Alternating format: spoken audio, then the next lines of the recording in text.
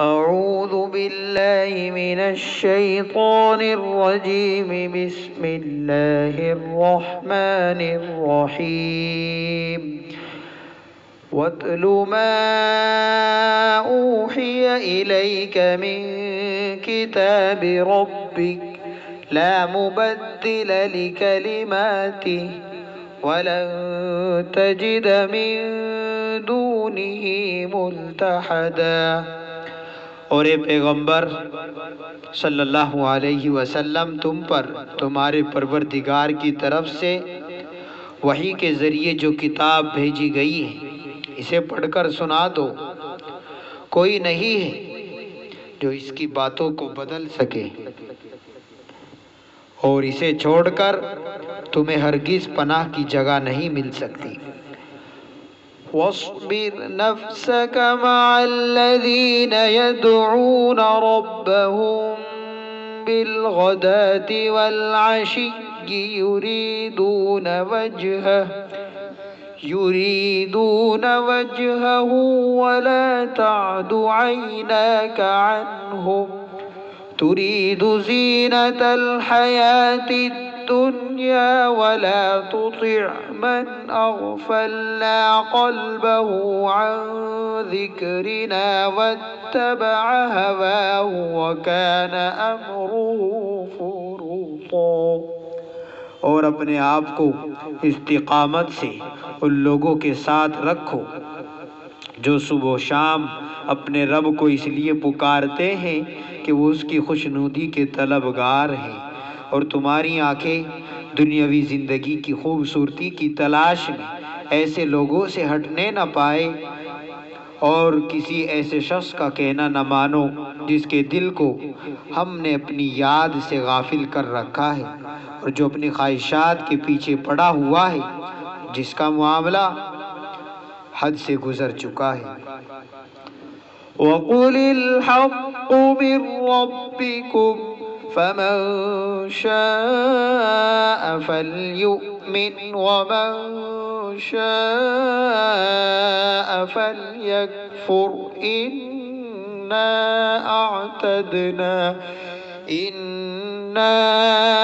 أَعْتَدْنَا لِلظَّالِمِينَ نَارًا أَحَاطَ بِهِمْ سُرَادِقُهَا وَإِنْ يَسْتَغِيثُوا يُغَاثُوا بِمَاءٍ كَالْمُهْلِ يَشْوِي الْوُجُوهَ بِئْسَ الشَّرَابُ وَسَاءَتْ مرتفقا۔ اور کہہ دو کہ حق تو تمہارے رب کی طرف سے آ چکا ہے، اب جو چاہے ایمان لے آئے اور جو چاہے کفر اختیار کرے۔ ہم نے بے شک ایسے ظالموں کے لیے آگ تیار کر رکھی ہے جس کی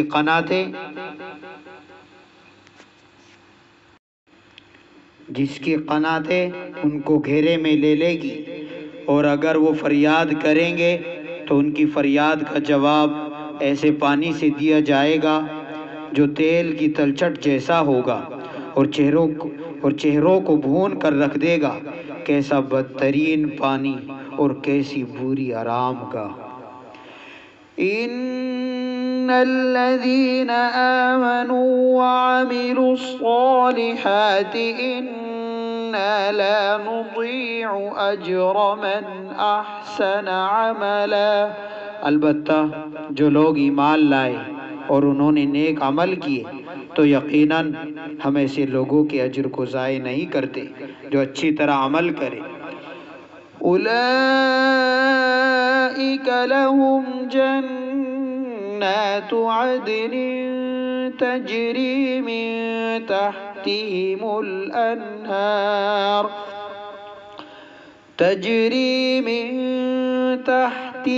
الأنهار يحلون فيها من أساور من ذهب ويلبسون ثيابا خضرا من سندس واستبرق متكئين فيها على الأرائك نعم الثواب وحسنت مرتفقا۔ یہ وہ لوگ ہیں جن کے لیے ہمیشہ رہنے والے باغات ہیں، ان کے نیچے سے نہریں بہتی ہوں گی، ان کو وہاں سونے کے کنگنوں سے مزین کیا جائے گا، وہ اونچی مسندوں پر ٹیک تکیہ لگائے ہوئے باریک اور دبیز ریشم کے سبز کپڑے پہنے ہوں گے۔ کتنا بہترین اجر اور کیسی حسین آرام گاہ۔ ان آیتوں میں تین باتیں بیان کی گئی ہیں۔ پہلے اجمال، ان تین باتوں کو اجمالی طور سے آپ کے گوش گزار کیا جا رہا ہے۔ ابھی ضمناً یہ پیشین گوئی آئی تھی کہ حضرت صلی اللہ علیہ وسلم کے ساتھ اصحاب کہف سے بھی زیادہ عجیب معاملہ پیش آنے والا ہے، اور وہ معاملہ رشد و ہدایت، صلاح و فلاح اور خوبی اور بہتری کے اعتبار سے اصحاب کہف کے واقعے سے بھی بہتر ہوگا۔ اب اس پیشین گوئی کے متعلق سے کچھ احکام دیے جاتے ہیں کہ اللہ تعالیٰ نہ تو وعدے کی خلاف ورزی کرنے والے ہیں، نہ کوئی دوسرا ان کے وعدوں کو بدل سکتا ہے، لہٰذا پیغمبر صلی اللہ علیہ وسلم آپ اپنا کام کرتے رہیں، اور آپ اور سب مسلمان اللہ تعالیٰ سے معاملہ استوار رکھیں، مضبوط رکھیں،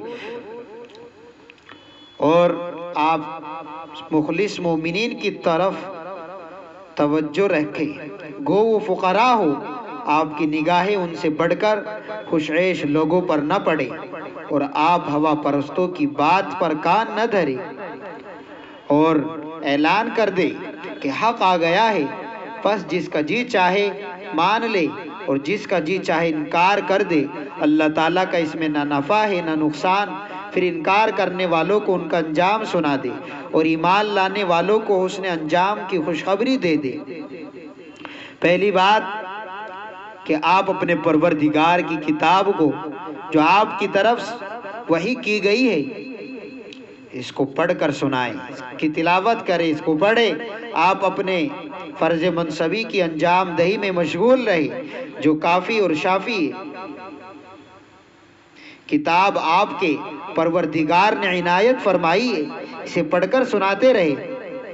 اللہ تعالیٰ کی فرمودات کو کوئی بدلنے والا نہیں، جو وعدے اللہ تعالیٰ نے اپنے کلام پاک میں کیے ہیں ان کو کوئی طاقت بدل نہیں سکتی۔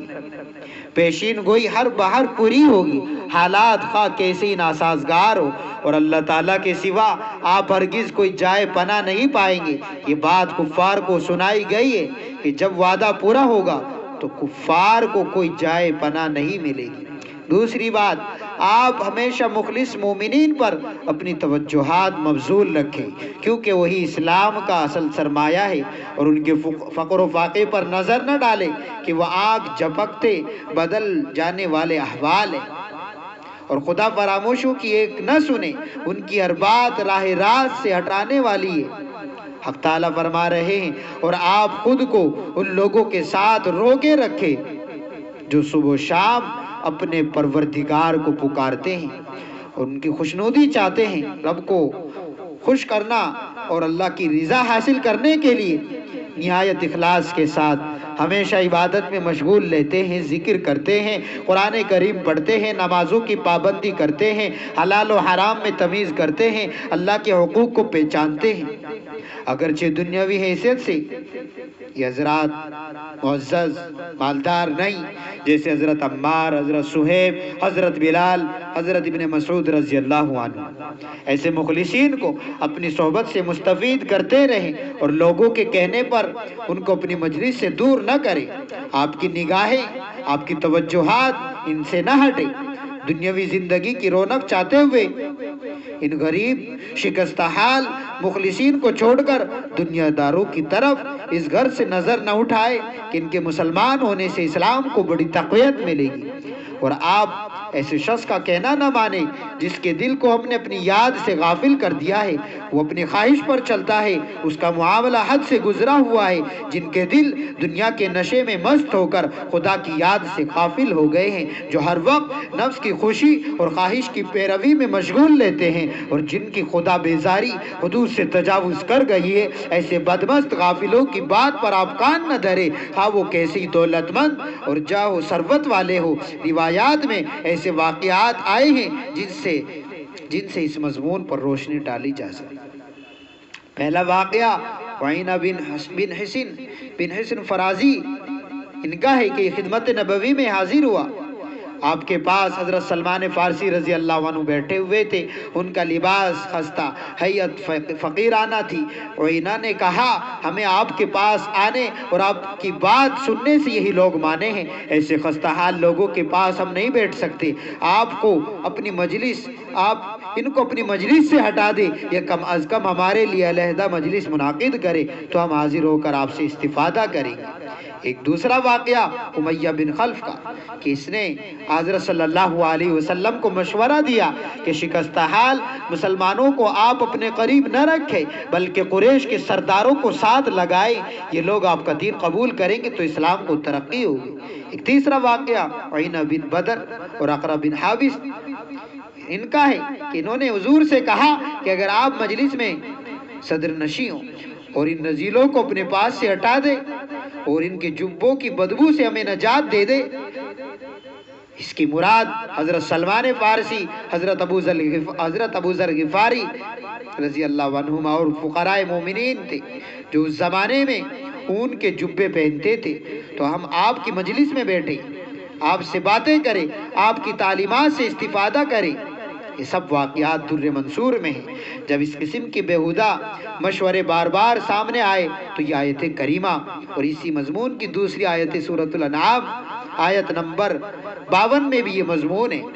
بہرحال ان آیتوں میں نبی کریم صلی اللہ علیہ وسلم سے کہا گیا ہے کہ جو لوگ رضا الہی کی خاطر شب و روز اپنے رب کو یاد کرتے ہیں ان کی تربیت کی طرف توجہ فرمائے، نگاہ ان سے ہرگز نہ ہٹائے۔ کیا آپ چاہتے ہیں ان مخلص لوگوں کو چھوڑ کر دنیاوی ٹھاٹھ رکھنے والے لوگوں سے راہ اور رسم پیدا کرے اور وہ آپ کے ہم نشیں بنے؟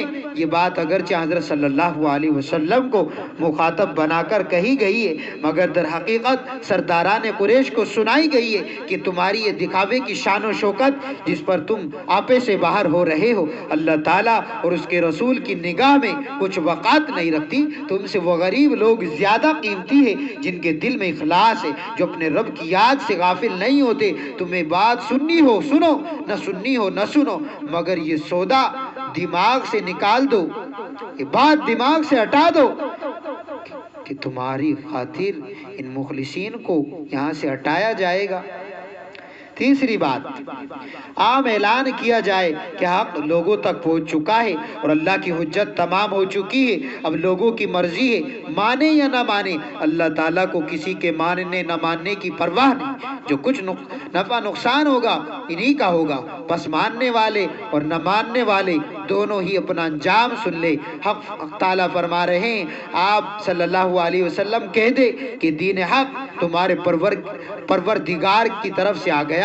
دین حق اپنی پوری تابانی کے ساتھ اللہ تعالیٰ کی طرف سے جلوہ گر ہو چکا ہے اور راہ ہدایت خوب واضح ہو چکی ہے۔ اب جس کا جی چاہے مان لے اور جس کا جی چاہے انکار کرے۔ ماننے اور نہ مانے، یہ جو کہا گیا کہ جس کا جی چاہے مانے نہ مانے، یہ کوئی تخییر نہیں ہے بلکہ یہ تہدید کہ بس جو نہیں مانے گا وہ پھر اپنا انجام سن لے کہ ہم نے ظالموں کے لیے آتش دوزخ تیار کر رکھی، اس کی ہولناکی خدا کی پناہ، اس آگ کی قناتیں اس کو گھیرے ہوئے ہیں اور وہ آگ ہی آگ ہے، ان کے گھیرے سے جہنمی کبھی نہ نکل سکیں گے۔ حدیث شریف میں یہ بھی ہے کہ ان قناتوں کی موٹائی یعنی آگ کی جو لپٹ اور آگ کی قناتیں جو ہیں ان کی موٹائی 40 سالہ مسافت ہے، اور اگر یہ جہنمی لوگ وہاں پر یاد کریں گے، پانی مانگیں گے تو ایسے پانی سے ان کی داد رسی کی جائے گی جو تیل کی تلچھٹ کی طرح ہے۔ جو ان کا منہ بھون ڈالے گی۔ جہنم میں جب گرمی کی شدت سے جہنمیوں کو پیاس لگے گی اور وہ فریاد کریں گے اور پانی پانی چلائیں گے تو تیل کی تلچھٹ یا پگھلی ہوئی دھات یا پیپ کی طرح کا پانی دیا جائے گا جو اس قدر گرم ہوگا کہ منہ کو بھون ڈالے گا۔ اللہ حفاظت فرمائے ہم سب کی۔ کیسا برا مشروب ہے اور کیسی بری آرام گاہ ہے، اللہ بچائے۔ قرآن کریم کی دعوت قبول کرنے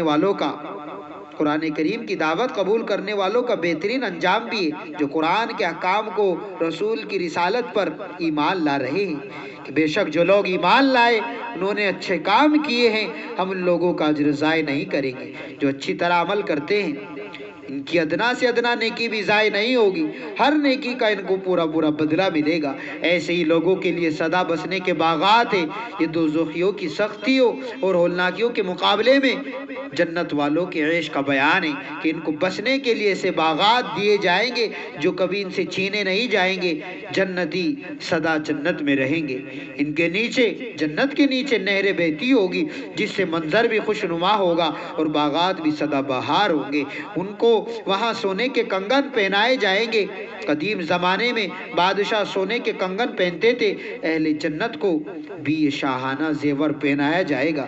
دنیا میں اجازت نہیں ہے سونے پہننے کی مرد حضرات کو، اور باریک اور طویل ریشم کے سبز کپڑے پہنیں گے۔ جنت میں مردوں کے لیے بھی زیور اور ریشمی کپڑے جائز ہیں۔ یہ چیزیں وہاں مردوں کو خوب زیب دے گی، اور دنیا میں مردوں کے لیے سونے کا کوئی بھی زیور، یہاں تک کہ انگوٹھی اور گھڑی کی چین بھی جائز نہیں۔ اسی طرح ریشمی کپڑے مردوں کے لیے جائز نہیں ہیں۔ حدیث شریف میں ہے کہ جو شخص دنیا میں یہ دونوں چیزیں پہنے گا آخرت میں وہ ان سے محروم رہے گا۔ جنت میں پھر یہ چیزیں، جنت میں اس کو سونے کے کنگن اور ریشم یہ اس کو ملنے والے نہیں ہیں۔ البتہ 4.5 گرام تک چاندی کی انگوٹھی کی اس کی اجازت ہے۔ اور یہ جو تعبیر میں فرق ہے کہ زیور تو پہنائے جائیں گے اور لباس پہنیں گے، کہ ایک فعل مجہول لایا گیا یہاں پر اور ایک معروف۔ اس کی وجہ یہ کہ لوگوں کی عادت یہی ہے کہ زیور دوسرا پہناتا ہے، یعنی وہ پہنائے جاتے ہیں اور لباس خود پہنتا ہے، تو اسی وجہ سے کہ لباس پہنیں گے اور زیور پہنائے جائیں گے یہ تعبیر اختیار کی گئی۔ بہرحال وہاں مسیریوں پر جنتی تکیے لگائے ہوئے بیٹھے ہوں گے، نہایت عزت و آرام کے ساتھ مسیریوں پر آپس میں باتیں کر رہے ہوں گے۔ کیسا اچھا صلہ اور کیسی اچھی آرام گاہ ہے۔ اللہ تعالی ہر مومن کو یہ نعمتیں عطا فرمائے اور ہم سب کے ایمان کی حفاظت فرمائے اور جنت والے کاموں کی توفیق بخشے کہ ہم اول وہلے اور اول مرتبہ ہی جنت میں بفضلہ تعالی ہمیں جنت میں داخلہ مل سکے۔ اللہ تعالیٰ ہمارے فلسطینی بھائی اور تمامی مظلوم مسلمانوں کی مدد و نصرت فرمائے، تمام سننے والوں کی جائز حاجات اور مرادوں کو قرآن کے طفیل قبول فرمائے۔